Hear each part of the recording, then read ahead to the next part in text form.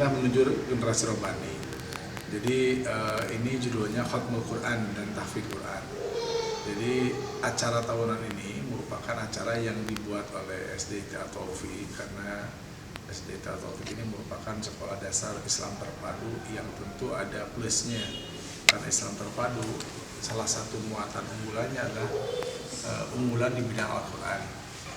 Anak-anak yang keluar di SDIT At-Taufik, anak-anak yang harus dia menghatamkan Al-Quran secara tartil, secara bacaannya, dan targetnya 2 juz hafal Al-Quran, juz 29, juz 30. Nah, ini yang pertama. Yang kedua juga dari sisi buku-buku referensi yang dipakai di SDIT At-Taufik untuk saat ini mulai ada pemenahan yang akan disesuaikan dengan Islam terpaduan, artinya memadukan antara referensi Al-Quran dan sains, sehingga tidak lagi menggunakan buku biasa. Itu 2 unggulan yang salah satunya hari ini adalah agenda tahunan dari 460 siswa-siswi SDIT At-Taufik yang terseleksi 127 orang yang terkategori lulus tartil dan hafalan. Kedepannya kita berharap seperti yang tadi diungkapkan oleh mudir pondok pesantren, diharapannya metode UMI yang kita gunakan di At-Taufik ini sudah diselesaikan dari jilid 1 sampai akhir, itu di 1, 2, 3, artinya di 1 tahun pertama, tahun kedua, tahun ketiga, tahun keempat sudah selesai, tahun kelima, tahun keenam itu sudah masuk ke hafalan. Nah, ini belum terselesaikan target ini karena kemarin ada pandemi dan kekurangan SDM. Insya Allah mungkin nanti dijelaskan oleh koordinator Quran yang mungkin juga nanti bisa menjelaskan bagaimana target ini akan dicapai dalam tahun ke depan, insya Allah. Yang berprestasi di At-Taufik Al-Islami memang dipastikan insya Allah dari 460 yang ada di sini, dan tahun ini bertambah menjadi 490 di tahun ajaran Juli 2023. Karena kita memulai dari kelas 1, anak-anak itu dimulai dengan unggulan metode UMI baca Quran ini, sehingga anak-anak itu sudah tidak ada lagi yang tersisa. Dia selesai di sini itu sudah baca Quran dengan baik dan tartil. Hafalannya pun insya Allah kita optimalkan dengan 2 juz tadi. Jadi prestasi itu yang didapatkan dari sisi unggulan. Ada unggulan lagi juga, nanti mungkin teman-teman bisa melihat dari buku yang kita sajikan. Ini berbeda dengan buku yang biasa dipakai di SD-SD Islam terpadu.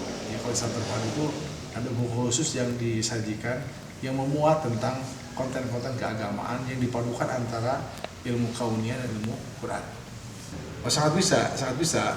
Sekolah-sekolah yang memerlukan jalur prestasi itu sangat memerlukan ini gitu ya. Kalau SMP sama seperti di sini, lulusan SMP sini juga, SMP At-Taufik juga sama seperti itu. Ke SMA juga rata-rata masuk ke sekolah negeri unggulan di sini itu banyak yang menggunakan sertifikat hafalan Quran. Kalau SMP kan di sini minimal 3 juz kalau SMP.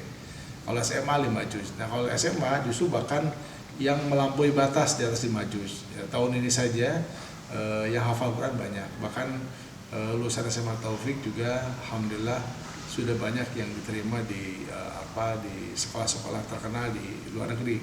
Kemarin sebulan yang lalu saya qadarullah Allah berikan rezeki untuk umroh di ke Baitullah.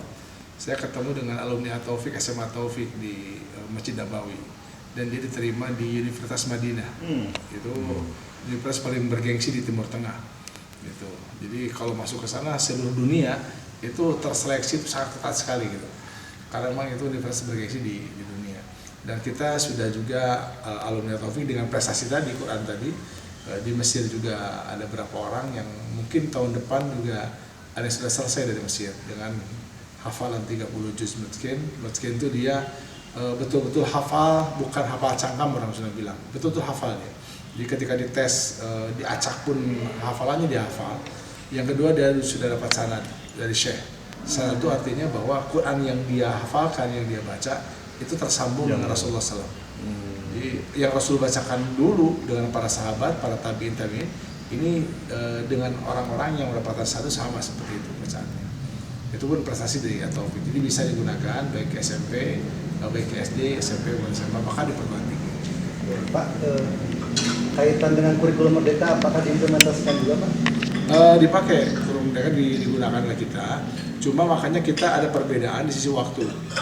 Kalau di At-Taufik, di SD terutama, jadi mulai apel pagi itu ketika anak datang jam 7:04, dia mulai melaksanakan apel pagi. Dia membacakan Asmaul Husna di kelas di masjid, itu dihafalkan Asmaul Husna. Yang berikutnya dia masuk masjid dan di kelas juga sholat duha. Setelah sholat duha maka dia merapat ke guru pembimbing Al-Quran masing-masing. Jadi per satu orang pembimbing itu paling banyak itu membimbing 15 orang atau 16 orang. Nah ini setiap hari dilakukan sampai jam 9 baru masuk ke kurikulum Merdeka segala macam tadi. Nah, sampai itu duhur. Nah setelah duhur istirahat makan siang, setelah makan siang dilanjut dengan yang kekurangan tadi kurikulum Merdeka. Sorenya ada tambahan lagi berupa konten-konten unggulan baik di sisi keagamaan maupun dari bacaan Quran. Jadi makanya diharapkan dalam 6 tahun selesai di sini anak-anak itu sudah, mohon maaf ya, tidak perlu lagi di sekolah agama gitu. Jadi karena apa? Karena muatan sudah include semuanya di sini. Sudah include. Jadi anak pulang jam 4 sore itu ke rumah itu sudah selesai apa yang didapatkan di sekolah, baik muatan kurikulum Merdeka maupun muatan syariahnya gitu. Quran terutama di sini. Di imtihan di Quran juga sama. Nah, terus tahun depan kelas 4, jadi semuanya kita berharap sampai 3 tahun ke depan itu start di kelas 3. Kelas 3 tuh harus sudah tartil sudah selesai. Nah baru kelas 4-nya, kelas 5-nya sudah mulai masuk ke hafalan. Jadi masih sesuatu yang kita harapkan dari keinginan anak untuk bisa mencapai tujuannya itu diperlukan kesungguhan di dalam belajar dia. Kalau dalam bahasa ulama tuh mengartikan bahasa jihad itu jiddiyah fil amal, bersungguh-sungguh dalam kerja, dalam usaha.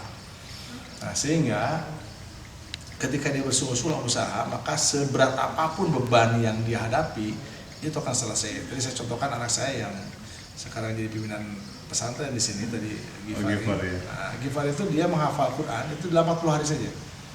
Jadi 30 juz dia hafal Quran 30 juz dalam 40 hari. Oh, 40. Jadi dia sehari itu menghafal 1 sampai 2 juz. Nah, itu bisa lakukan dengan apa? Dengan kesungguhan. Sampai saya tanya gimana cara menghafalnya. Sampai dia kalau menghafal Al-Quran misalkan di sholat malam jam 2 sudah bangun, dia mulai memurajaah Al-Quran, dia mulai menghafal Al-Quran sampai menjelang subuh, itu bisa 2-3 juz satu malam gitu.